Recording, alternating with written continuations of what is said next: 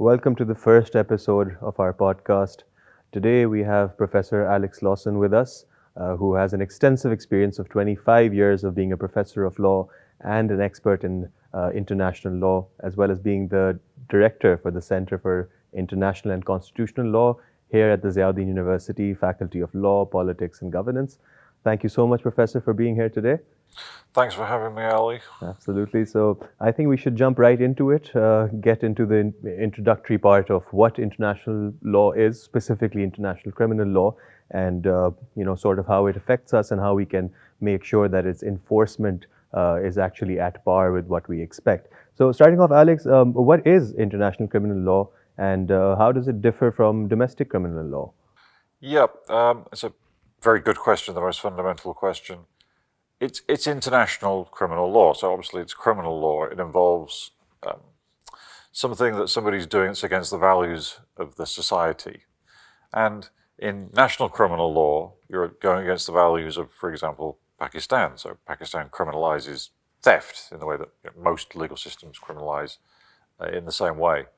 And you're punished if you do something wrong under those rules, if you take some property without the consent of the person who originally owns it. International criminal law is kind of the same, except for you're transgressing against the values of the international society. Now that poses some questions about whether there is an international society and how we define it. But basically it's the same idea. If you want to put it in simplistic terms, it's crimes against international law tend to be very large, high-level kind of transgressions. So things like genocide or war crimes or the crime of aggression or torture, things like that. These would fall into the area of international criminal law. And it's quite a new area. It's not something that's been around for a long time because it implies individual criminal responsibility. And that's a relatively new phenomenon in international law. I see. So where do we find sources of international criminal law? Is there a specific guide for it, a number of statutes? Yeah, I mean, again, focusing largely on things like war crimes, because that's the main area.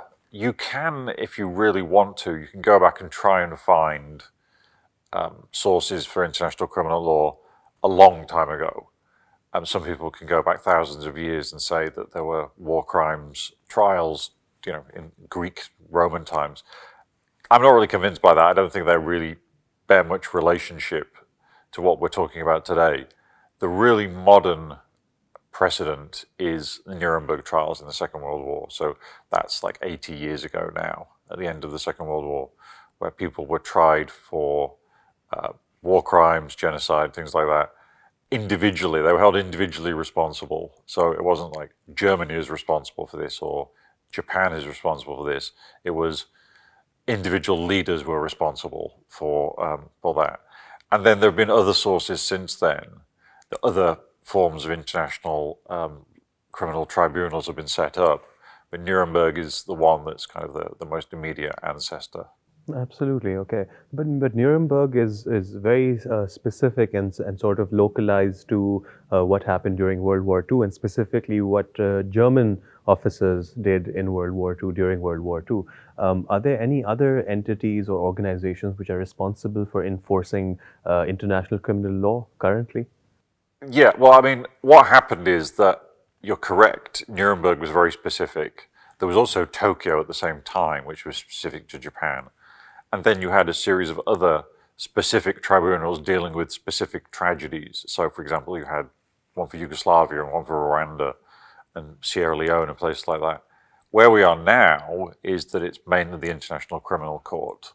That's supposed to be a general court that deals with these kinds of problems, rather than setting up a new court for each specific tragedy, each specific disaster. So now it's the International Criminal Court. It's not the only way of prosecuting international criminal law, because the whole idea of the International Criminal Court is that actually states are supposed to do most of the prosecuting. And the International Criminal Court exists where the states can't or won't prosecute somebody for an international crime. I see. There's also an international court in the Hague, the International Court of Justice. How does that differ in its role? They're all in The Hague. Yes, the International Criminal Court is in The Hague as well, and so is the International Court of Justice. It's a good question because people get them mixed up, but they're all located in this place in the Netherlands city called The Hague. The International Court of Justice is older than the ICC. It's been around since the creation of the United Nations. The difference is the International Court of Justice only hears claims from states against other states. So that idea of individual responsibility is instantly lost. You do have cases that touch on this area, but you're not bringing a claim against a general or a political figure. You're bringing a case against the whole state.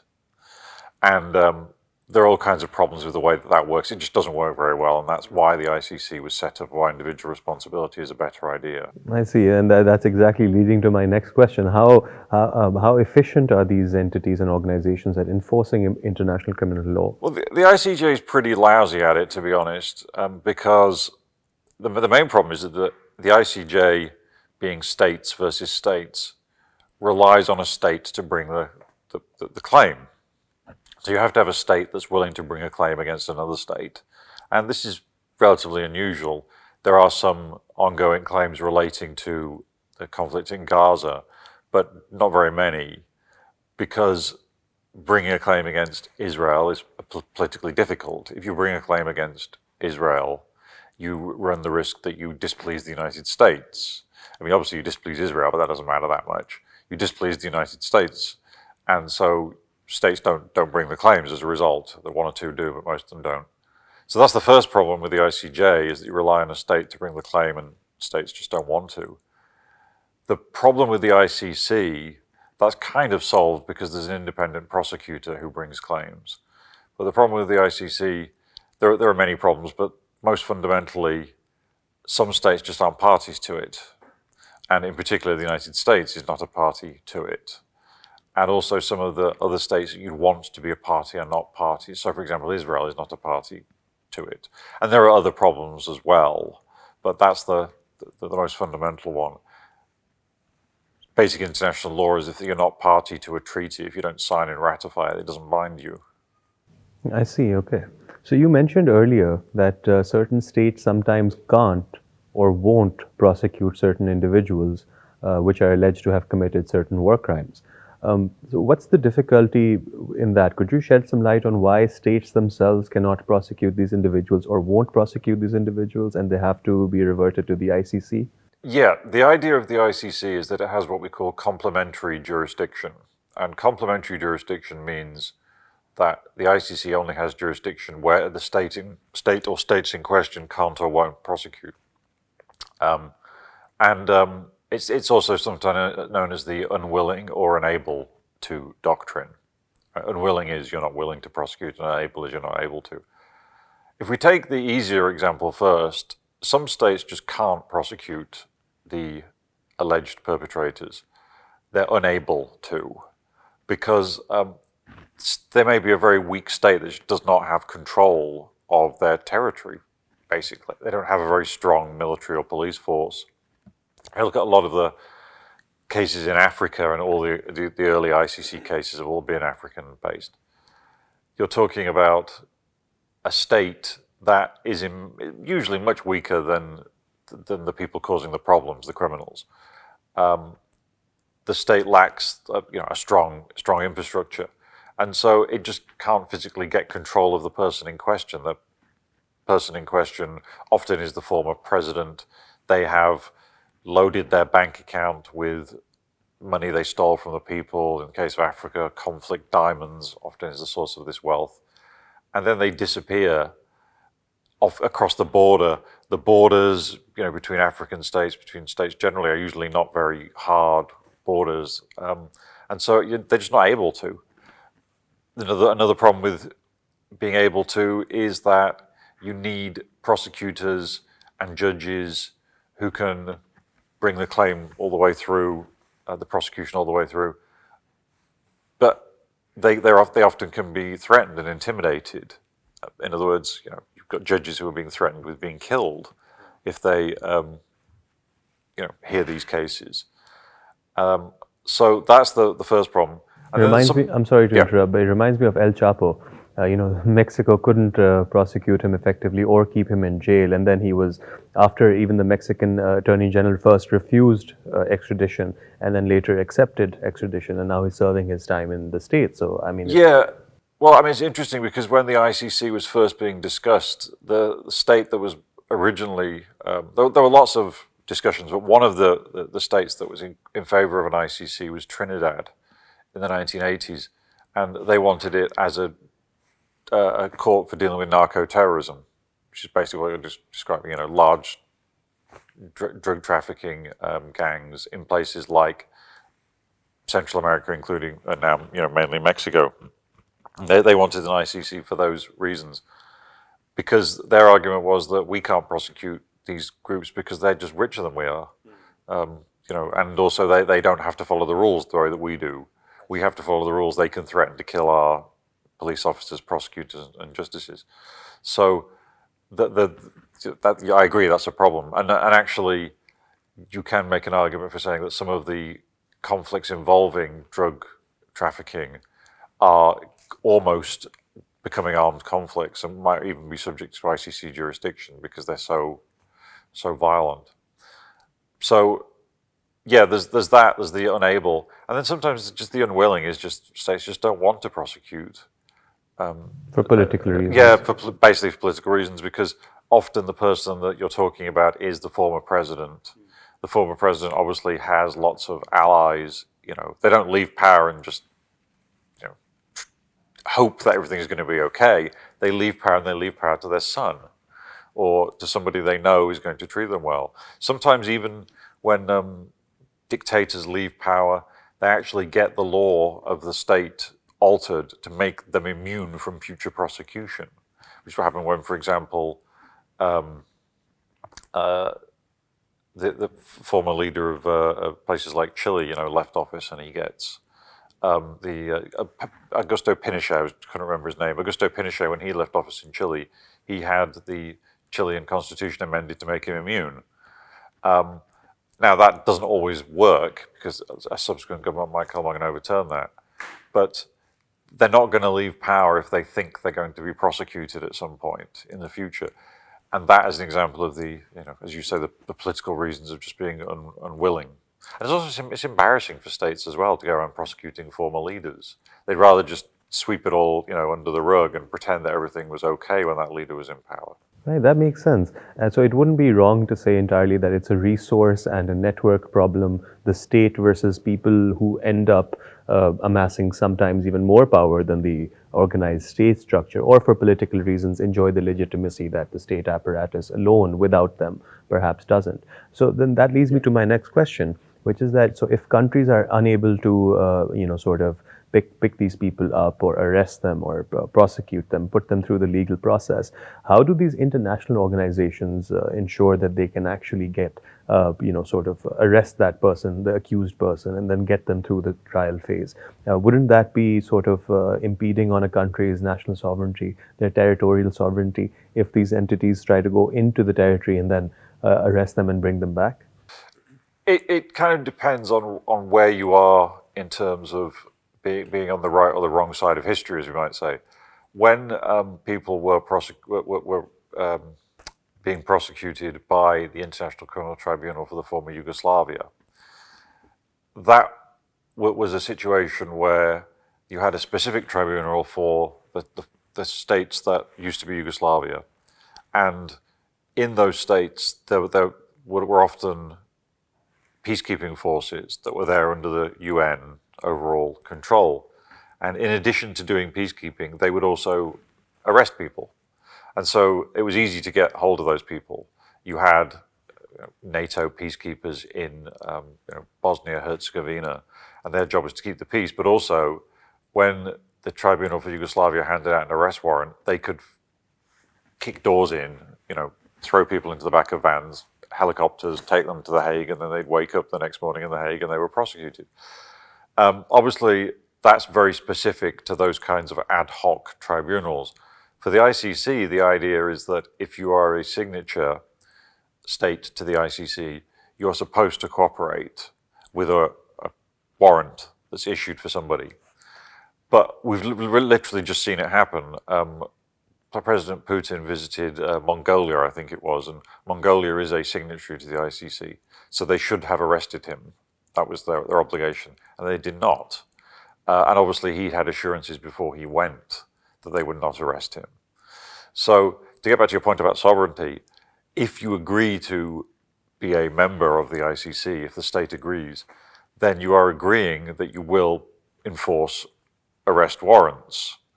So we just assumed for a long time that Putin just wouldn't go anywhere where there was an arrest warrant, which is fine because it meant he could still go to places like China and North Korea and Iran, all the places he wants to go to. He just couldn't visit Britain, for example. He visited Britain. Britain is a signatory. The Metropolitan Police would, literally arrest him, and then he would be sent off to the ICC. But it turns out that you can actually visit states that are signatories, and they just say, well, that was the government 20 years ago that agreed to that. The government today doesn't think the same way. We're not going to arrest you.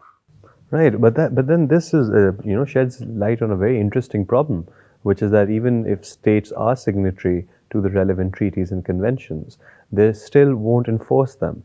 Is there any kind of mechanism or a penalty that's given to states when they don't abide by their obligations to these international organizations? The simple answer when it comes to the ICC is no, there is no penalty. I mean, states agree to these things in good faith.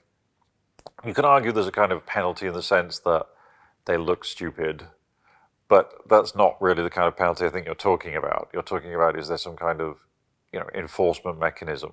Something substantial. Yeah, I mean, the problem is what can you realistically do? You want to make membership as attractive as possible, so you don't want to talk about penalties for states. And also, I mean, there may be circumstances where there is legitimate grey areas about whether or not you should be arresting somebody. I think in the case of Vladimir Putin in Mongolia, there is no grey area. It's pretty straightforward. And in the case of some of the recent arrest warrants, I mean, there have been arrest warrants issued just recently in relation to Israel, which would make, for example, Israeli leaders traveling to Europe almost impossible. They could still go to the United States because that's not a signatory, but traveling to a place in Europe, it would be difficult for them. You want to make membership as attractive as possible. You don't want to start talking about penalties.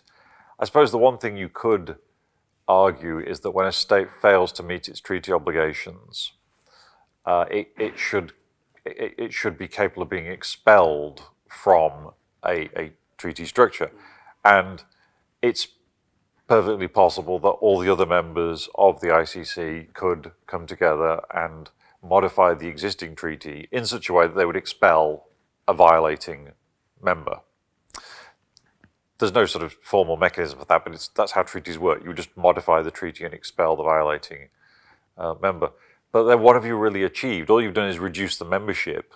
Absolutely. It seems like, you're self-sabotaging. Exactly. And in the future, that state might be in a position where it could arrest somebody and it might be willing to arrest somebody, but now it's been kicked out.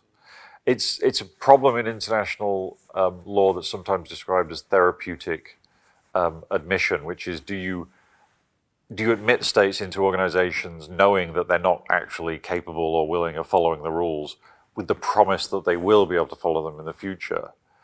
Do you try and do that? Or by doing that, do you risk diluting what you've got and turning it into a bit of a joke, And it's the same problem here with whether you remove a state. Do you remove a state and sort of say, well, we've stood up for what we believe in, but then we said you've just reduced the membership, you reduce the possibilities that in the future it'll be, that state might be capable of actually carrying out an arrest. That's absolutely right. I agree with you. So that leads me to my next question, which is that, so in your opinion, do you genuinely think that international law is effective and is it effectively enforced? Because the way we see it, one way of looking at it, a few countries which are critical countries are not signatory to the Rome Statute. I believe it is the Rome Statute. Yeah, it's the Rome Statute. Yeah. The ICC, so the Americans aren't a signatory to it. The United States of America isn't. Israel isn't. So effectively, the two main conflicts, or the main primary conflict that's going on in the Middle East right now, is the Israel-Palestine issue. And the United States has been known to be quite sort of exploratory in terms of their military endeavors Yeah. in the past. We've seen that. Is it actually effective at all, or is it just a sort of a facade given to give the illusion that international criminal law is enforced, and it's these sort of sideline countries, if I may call them that without being, offensive, but Yeah. who get into trouble at the end? I mean, just a couple of things to unpick. I mean, just one thing I'd say about the ICC and the United States is that the reason originally given for why the United States was not enthusiastic about the ICC was because they they are active in military operations around the world. Some of them are illegal, but some of those operations are legitimate, lawful operations. They contribute a lot to peacekeeping, and the view was that this would open up the United States to politically motivated prosecutions. It's easy, if you're a state that doesn't do any contributions to peacekeeping, to vote in favor of being, the ICC, because it's never really going to affect you. Whereas the United States, their argument was, we do actually, we do offer our resources, we do contribute, and then we're going to get politically motivated prosecutions. Because when the ICC was first being drafted, it was actually the Clinton administration, it was the Democrats, and that was their explanation. To be honest, I think that argument has now moved on, and there's just no chance of any political party in the United States endorsing ICC membership. They're just flat out against it for all kinds of reasons. I think that also has to do with the United States policy that, we're going to ensure enforcement of our own laws, and we don't want to be subservient to any other sort It's of American doctrine. exceptionalism, exactly. Yeah, and that's something that the Republicans have always argued for more strongly than the Democrats, but now the Democrats have had to go along with that. And so I don't think any future leader is likely to want to agree to the International Criminal Court in the United States. But to get back to your wider question, two things.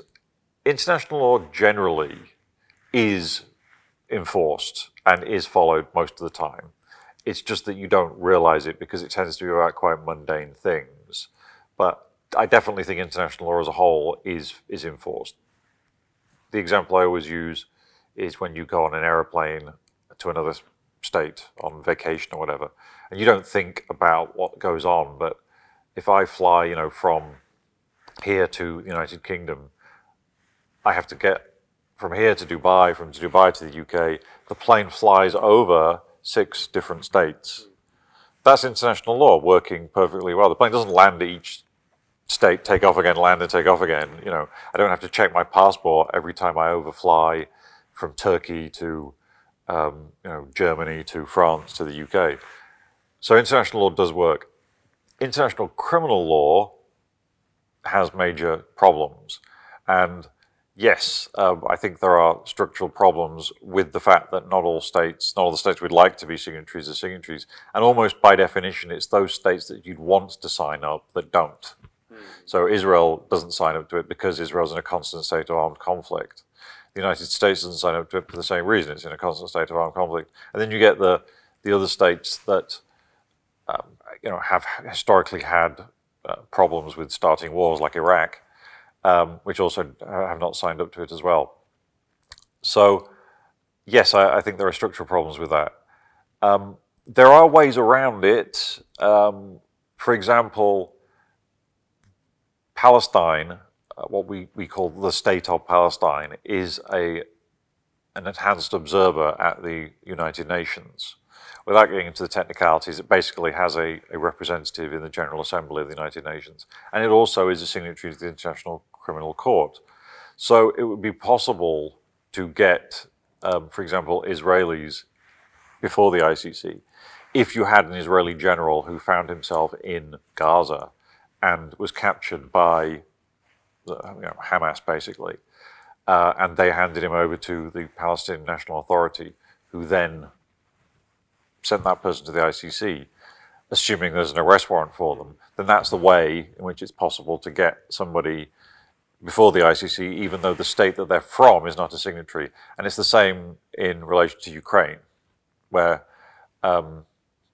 Russia is not a signatory, but it's possible to imagine that people could end up before the ICC in a slightly different way.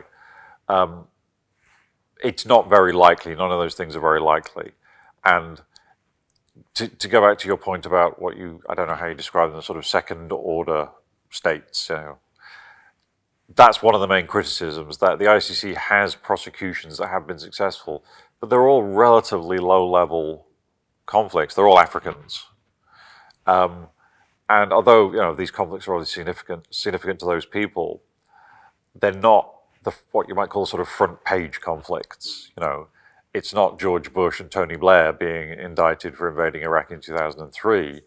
It's Charles Taylor being indicted for what happened in Liberia, which these are serious conflicts, but they're not front-page news conflicts. No, absolutely, you're right about that. And but all of this is kind of revealing many weaknesses in either international criminal law or its implementation, or member states becoming signatories to the relevant documents, or again, even while being signatories, not enforcing or abiding by the obligations under that law. So how do you think international criminal law enforcement can actually be strengthened to ensure accountability for crimes, serious crimes such as genocide, war crimes, crimes against humanity?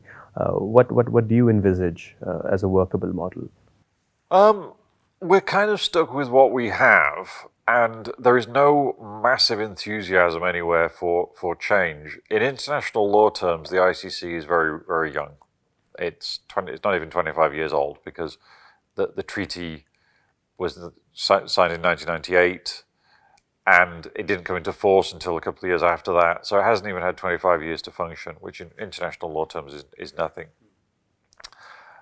I think that we, without sort of dodging your question, but you have to be aware that governments change over time. And it's possible to imagine governments changing in key states in such a way that they become more enthusiastic about the ICC. In terms of what we can actually do consciously, we need states to start really trusting in the idea of a criminal justice system. But what do I mean by that? What I mean is that states need to trust in the idea of the ICC, that it will work to resolve prosecutions, to resolve problems, whether they agree or disagree politically with that state's values, right? In other words, we trust the ICC will produce the right outcome, whether it's Israel or whether it's Russia that we're talking about, right? Whether it's Vladimir Putin or it's Benjamin Netanyahu, effectively. And we don't just go in with the attitude that Putin's guilty but Netanyahu's not, right? Which I think is an attitude that some European states would say. You have to be willing to say, trust the whole process, right? Now, the reason why I think that's valuable and why it's a good idea is obvious. It's consistency. But it's not something that people do in everyday life that much. When people think about national domestic law, we tend to think about that in fairly biased ways. We think that when somebody we know is prosecuted, we instinctively think that they're innocent and that the prosecutions may be malicious in some way. And the correct answer is to say, well, it's a prosecution. Let's see what happens. Right? Let's let the process play itself out. Right? When it's someone you don't like, you instantly think, yeah, I'm glad they're being prosecuted because I don't like them and therefore they're guilty. And neither of those responses are really appropriate. And I think that asking that kind of bias to not occur at international level is tricky, because it occurs at national level, it occurs instinctively in how we think about a justice system. So that, I think, is important. And it is possible to imagine change happening. A very, very small example is that the United Kingdom, for example, the government recently changed in the United Kingdom. The previous government was very hostile to the idea of prosecutions against people in Israel, in the Israeli leadership. The current government is more willing to accept that there may need to be prosecutions and it might have to cooperate with those. Now, again, this is just words. We haven't know what's going to happen until we see actual action taking place. But I think that maybe we need to stop thinking about states as being these monolithic entities that have fixed views, that their views may change over time.